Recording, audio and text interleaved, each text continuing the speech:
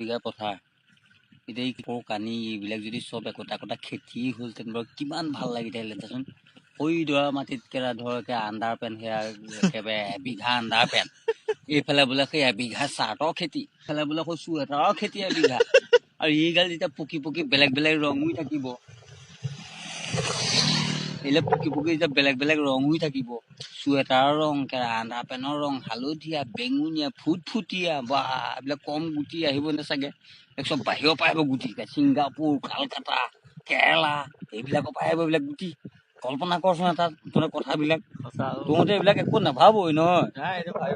ঠিক তেনেকে ধৰক একেবাৰে আমাৰ গাঁৱৰ উমুকে অকণ দাই বোলে 2 বিঘা জাঙিয়া পেলাই দিছে গুটি, জাঙিয়া গুটি।